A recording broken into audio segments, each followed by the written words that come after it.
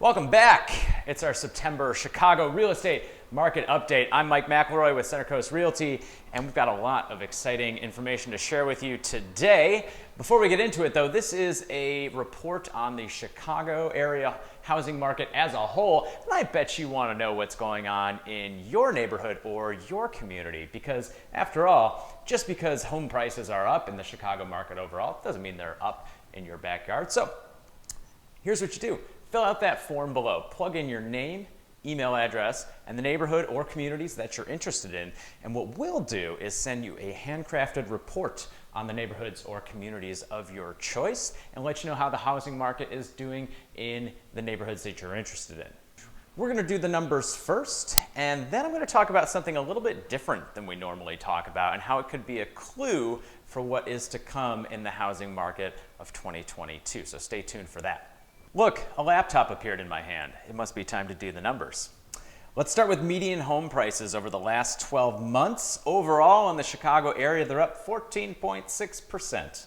In Chicago, they're up 9.3%. And in downtown Chicago, even that buyer's market of downtown Chicago, they're still up 3.8%.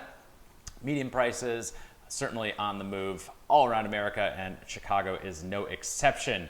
So in the Chicago area housing market overall, demand was pretty flat, actually down 0.3% year over year compared to last August. But remember, last August, the pandemic pushed a ton of that spring demand into the late summer, which inflated artificially those August numbers.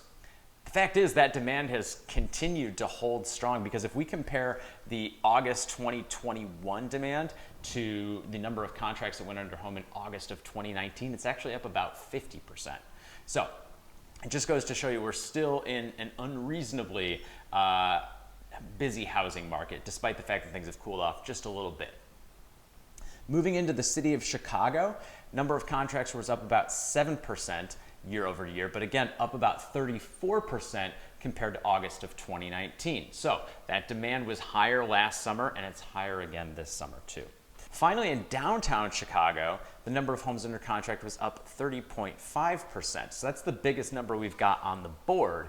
And the reason for that is because last summer, the downtown market was kind of left out of that late summer housing demand boom, because people weren't sure they wanted to live downtown, because last year was a little bit of a weird year. But as we've talked about on this market update in the past, that's kind of in the rearview mirror. Downtowns are back. People are very excited to be here, and that's why we're seeing that demand pick up, and we're seeing bigger year over year numbers than we are for the market as a whole. So every month we look at the number of homes left over for sale at the end of the month, and I like to compare that again to this same month of the years past, because it gives us kind of a seasonal look at how things are holding up. Overall, in the Chicagoland market, there were 28.5% fewer homes for sale at the end of August this year than there were at the end of August of 2020, and that makes sense. Last year, the housing market was really hot, but we hadn't quite burned through all of that supply yet. This year we have, and I'd like to point out that even though it's down year over year, there's more homes for sale now than there were in February and March of this year. That said, we're going to start to see the number go down again, and that's just kind of a seasonal thing. People tend to pull their homes off the market in the fall and wait out the winter to sell again next spring. In Chicago, there were 19.2% fewer homes for sale at the end of the month, and in downtown Chicago, 26.2% fewer homes. There's still more homes for sale than there were even in June of 2020, which was about the highest number of homes for sale that we'd seen in the market since the dark times of 2010, 2011. So making progress on that downtown supply, but still a little bit of a ways to go. So today I want to talk to you about the rental market and what it might mean for Chicago buyers and sellers. Quick story. We listed a beautiful 2-bed, 2-bath condo in Streeterville about 2 weeks ago. We listed it for sale, and we listed it for rent. Guess how many showings we got for people who wanted to buy it? 0. Nobody wanted to buy it. We got about a dozen showings for people who wanted to rent it, and sure enough, we rented it right away for full price. The downtown Chicago rental market just hit an all-time high in terms of rental prices. That's a huge comeback story, because 8 months ago, you couldn't give these apartments away. They were begging people to come rent an apartment downtown. That completely changed once restrictions started lifting and there started to be more things to do downtown. People came flooding back in. The rental market is a lot more liquid than the purchase and sale market because it turns over more often, especially downtown where it's all young professionals and they're moving every single year and staying flexible, right? So we are seeing that shift in consumer preferences more immediately in the rental market. And I think that is a sign of things to come for the purchase and sale market. It's happened before. Back when I was a newish realtor in 2010 and 2011, the rental market was terrible. But right around 2011 summer, it started to come back. And all of a sudden, we couldn't find a one bedroom for rent with parking in River North for $1,500. Next thing you know, rent prices had gone up significantly. Renters were frustrated.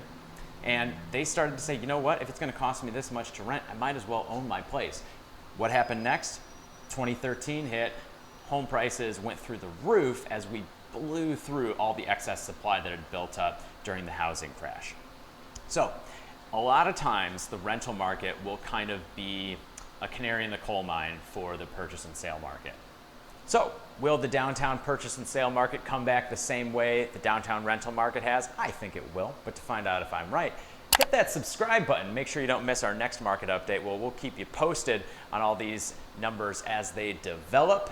And of course, if you want to know what's going on in your neighborhood or your community, fill out that form on our Chicago real estate market landing page. If you're on YouTube, you can click the link. If you're already on the landing page, good job. Fill out that form below with your name, email, and the neighborhood or community you're interested in. We'll send you a handcrafted report on what's going on in your area of choice. I've been Mike McElroy. Thanks so much for stopping by, and don't miss us next month when we continue to break down all the exciting action in the Chicago real estate market.